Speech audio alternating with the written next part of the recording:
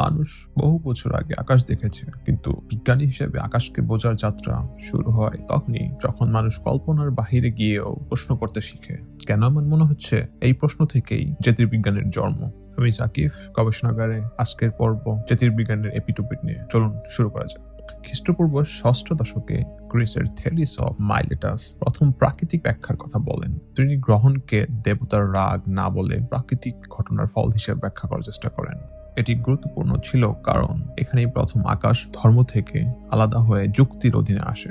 এরপর খ্রিস্টপূর্ব চতুর্থ শতকে অ্যারিস্টটল, যাকে আমরা সবাই চিনি, মহাবিশ্বকে একটি ভূকেন্দ্রিক বা জিওমেট্রিক মডেল ব্যাখ্যা করেন। তিনি বলেন পৃথিবীর মহাবিশ্ব কেন্দ্র এবং সব গ্রহ নক্ষত্র পৃথিবীকে কেন্দ্র করে ঘোরে। আজ আমরা জানি এটি ভুল, কিন্তু তখন এটি বিপ্লবী ছিল কারণ তিনি পর্যবেক্ষণকে দর্শনের সাথে যুক্ত করেছিলেন। তার চিন্তাধারা প্রায় 2000 বছর ধরে মানব সভ্যতাকে প্রভাবিত করে। খ্রিস্টপূর্ব দ্বিতীয় শতকে ক্লাডিয়াস টলেমি তার বিখ্যাত গ্রন্থ অ্যালমাগেস্ট লেখেন। এখানে তিনি 48টি নক্ষত্রমণ্ডলের তালিকা দেন এবং ভূকেন্দ্রিক মডেলকে গণিতের মাধ্যমে শক্ত ভিত্তি দেন। এই কাজটি গুরুত্বপূর্ণ কারণ এটি প্রথম পূর্ণাঙ্গ আকাশ মানচিত্র যা ইউরোপ ও আরব বিশ্বে শত শত বছর ব্যবহার হয়েছে। 1943 সালে এক বিশাল চিন্তার বিস্ফোরণ ঘটান নিকোলাস কোপারনিকাস। তিনি বলেন পৃথিবী নয়, সূর্যই মহাবিশ্বের কেন্দ্র। এই ধারণা শুধু জ্যোতির্বিজ্ঞান নয়, মানব চিন্তাকে বদলে দেয়। মানুষ প্রথমবার বুঝতে পারে পৃথিবী বিশেষ কিছু নয়, আমরা কেন্দ্র নই। এটি দর্শনের দিক থেকে এক বিশাল আঘাত। এরপর 1609 থেকে 1619 সালের মধ্যে জোহানেস কেপলার গ্রহের গতির 3টি সূত্র আবিষ্কার করেন। তিনি দেখান গ্রহগুলো বৃত্তাকার নয়, উপবৃত্তাকার পথে ঘোরে। এই আবিষ্কার গুরুত্বপূর্ণ কারণ এটি প্রমাণ করে যে প্রকৃতি নিখুঁত জ্যামিতির চেয়ে বাস্তব গণিত অনুসরণ করে। 1610 সালে গ্যালিলিও গ্যালিলি টেলিস্কোপ ব্যবহার করে আকাশ পর্যবেক্ষণ করেন। তিনি আবিষ্কার করেন বৃহস্পতির 4টি উপগ্রহ, শুক্র গ্রহের কলা, সূর্যের দাগ। এগুলো সরাসরি প্রমাণ করে যে পৃথিবী মহাবিশ্বের কেন্দ্র নয়। এই আবিষ্কার তাকে চার্চের বিরোধিতার মুখে ফেলে, বিজ্ঞানকে দেয় পর্যবেক্ষণের শক্ত ভিত্তি। অন্যদিকে 1687 সালে আইজ্যাক নিউটন প্রকাশ করে তার প্রিন্সিপা ম্যাথমেটিকা। তিনি মহাকর্ষের সূত্র দেন এবং দেখান যে শক্তি আপেল পড়ায় সেই শক্তি গ্রহকে কক্ষপথে রাখে।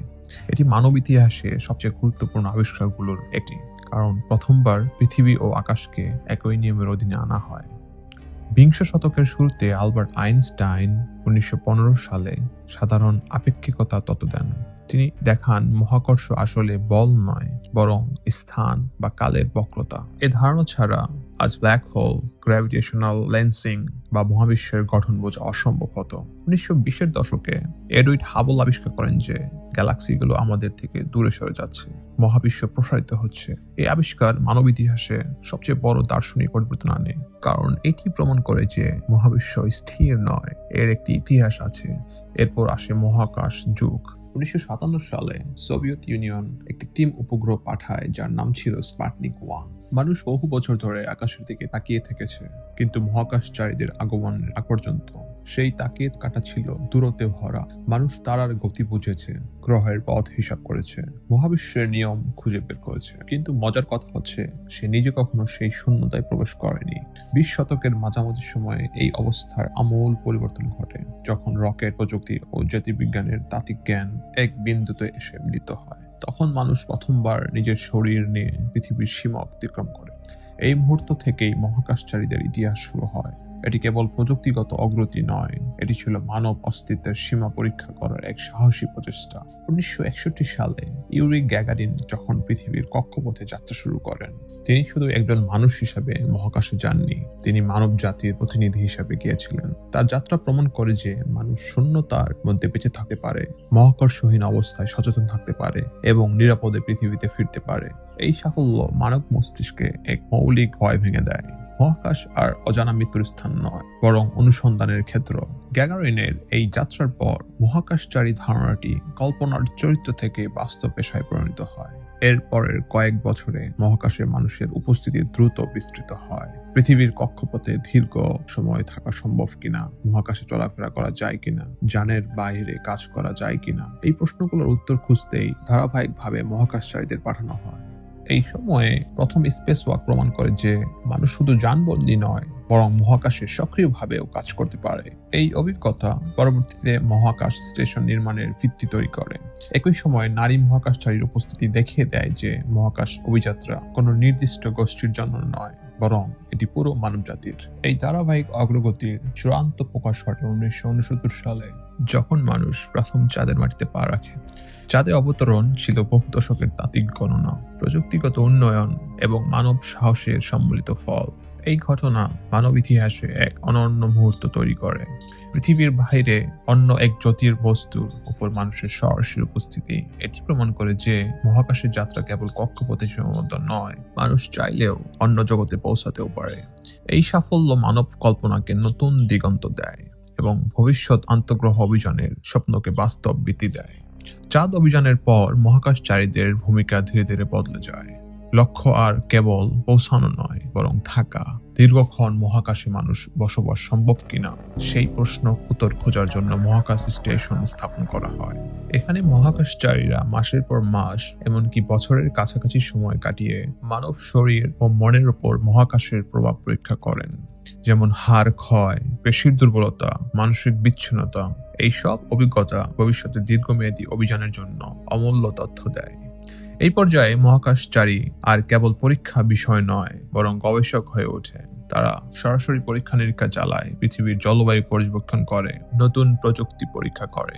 একই সঙ্গে তারা সাধারণ মানুষের সাথে যোগাযোগ স্থাপন করে, মহাকাশকে দূরের কিছু না রেখে মানব জীবনের অংশ করে তোলে। মহাকাশচারীদের ব্যক্তিগত অভিজ্ঞতা মানুষকে বোঝায় যে মহাকাশ নিঃসঙ্গ হলেও ভয়াবহ নয়, এটি শৃঙ্খলাবদ্ধ, নীরব এবং গভীরভাবে চিন্তা জাগানিয়া।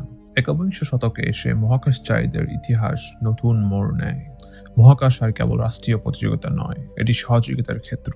বিভিন্ন দেশের মহাকাশচারীরা একসাথে কাজ করে, একে অপরের প্রযুক্তির উপর নির্ভর করে। একই সঙ্গে বেসরকারি সংস্থার অংশগ্রহণ মানব মহাকাশ যাত্রাকে আরো বিস্তৃত ও টেকসই করে তোলে। এই পরিবর্তন দেখায় মহাকাশ অভিযাত্রা এখন মানব সভ্যতার যৌথ প্রকল্প। এই পুরো ধারাবাহিক ইতিহাসে একটি বিষয় স্পষ্ট হয়ে ওঠে: মহাকাশচারীরা শুধু বৈজ্ঞানিক পরীক্ষার অংশগ্রহণকারী নয়, তারা মানব সীমার পরীক্ষক। প্রতিটি যাত্রা মানুষের শরীর, মস্তিষ্ক ও সাহসের সীমা কতদূর পর্যন্ত প্রসারিত করা যায় তার উত্তর দেয়। বিজ্ঞানীরা তত্ত্ব দেন, প্রকৌশলীরা যন্ত্র তৈরি করেন, কিন্তু মহাকাশচারীরা সেই তত্ত্ব ও যন্ত্রকে বাস্তবতার মুখোমুখি দাঁড় করান। শেষ পর্যন্ত মহাকাশচারীদের ইতিহাস আমাদের একটি গভীর সত্য শেখায়: মানুষ কেবল জ্ঞান অর্জন করতে চায় না, সে অভিজ্ঞতা অর্জন করতে চায়। মহাকাশচারীরা এই অভিজ্ঞতার বাহক। তারা প্রমাণ করে যে মানুষ তার জন্মগ্রহের সীমানায় আটকে নেই। তাদের যাত্রার মধ্য দিয়ে মানব সভ্যতা নিজেকে নতুনভাবে সংজ্ঞায়িত করেছে। আমরা শুধু পৃথিবীর বাসিন্দা নই, আমরা মহাবিশ্বের অভিযাত্রী। আজ এ পর্যন্তই। পরবর্তী ভিডিওতে আমরা জানব পৃথিবী ও চাঁদের জন্মকথা এবং কিভাবে চাঁদের সাথে পৃথিবীর সংঘর্ষটা হয়েছিল। সে পর্যন্ত গবেষণাগারের পাশেই থাকুন। আসসালামু আলাইকুম, আমি সাকিব।